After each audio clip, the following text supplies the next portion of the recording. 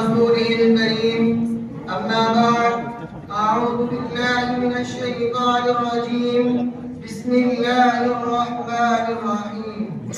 ولعلك باخع نفسك على آثارهم إن لم يؤمنوا بهذا الحديث أسفا وقال عليه الصلاة والسلام وخفت في الله وما يخاف أحد ولقد أوذيت في سبيل الله وما يؤذى أحد أو كما قال عليه الصلاة والسلام. صدر محترم اور معزز سامعین کرام، آج میں آپ لوگوں کے سامنے اس جلیل القدر، عظیم المرتبت اور رفیع الشان ہستی کے تذکرے کی سعادت حاصل کر رہا ہوں، جو اگر ایک طرف تاریخ انسانی کا سب سے بڑا ہمدرد، سب سے بڑا غمخوار اور سب سے عظیم محسن ہے، تو دوسری طرف تاریخ ظلم و جور کا سب سے زیادہ ستم زدہ، سب سے زیادہ مظلوم و مغلوب بھی ہے. معزز سامعین کرام، آپ کو اچھی طرح معلوم ہے کہ چھٹی صدی عیسوی میں عالم انسانیت سسک رہا تھا، گلشن ارضی ماتم گدا بنا ہوا تھا، فضائے کائنات پر ظلم و عدوان کی تیر و تار گھٹاؤں کی حکمرانی تھی، ہر طرف ظلم و جور اور جبر و تشدد کی تیز وطن ہوائیں چڑھ رہی تھی، ہر سمت نفرت و عداوت کے شعلے بھڑک رہے تھے، کمزوروں پر ظلم و ستم کے پار توڑے جا رہے تھے، معصوم بچوں کو زندہ درگور کیا جا رہا تھا، مظلوم عورتوں کو جانوروں سے بھی بدتر سمجھا جا رہا تھا.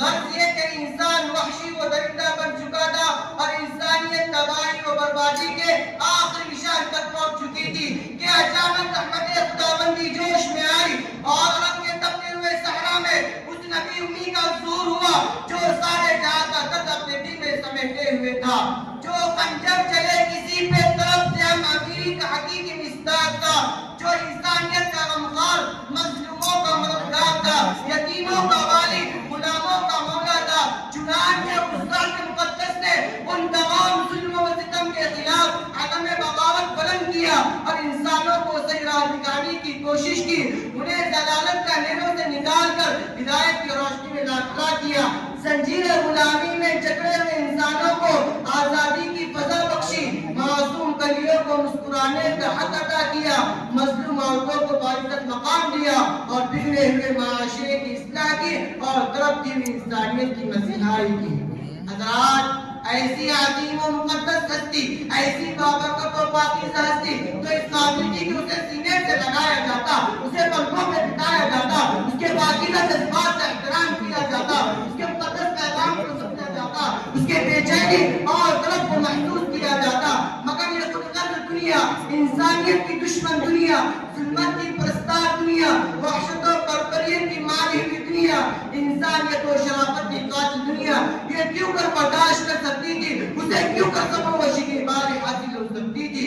چنانچہ یہ چرخے نیلی فام اس بات پر شاہد و عادل ہے کہ جب وہ عالم کا مسیحا، انسانیت کا غمخوار، مظلوموں کا مددگار، بے سہاروں کا آسرا، یتیموں کا والی، غلاموں کا مولا اس جہان رنگ و بو میں چلوا کر ہوا، اسی دم ظلم و جور اور جبر و تشدد کی آندیاں چلنے لگی، بغض و عداوت کی تیر و تار گھٹائے جانے لگی، نفرت و تعصب کے شعلے بھڑکنے لگے، وحشت و بربریت کے پار توڑے جانے لگے، صلابت و زنجیری کی انتہا ہو گئی، ستم گوشی، احسان فراموشی کا نرکات قائم ہوا. یعنی لوگ اپنے محسن و مسیح کی دین آزاری و اعزا رسانی میں مشغول ہو گئے. یہ بربادی کوئی بھی موقع اپنے ہاتھ سے جانے نہ دیتے تھے. ہم آدم ان کی یہی کوشش اور خواہش رہتی کہ آپ کو کس طرح نقصان پہنچایا جائے اور کس طرح پریشان کیا جائے. برادران ملت، اگر آج ان سے سوال کیا جائے کہ بتاؤ تاریخ انسانی کا سب سے بڑا ہمدرد، سب سے بڑا غمخوار کون تھا؟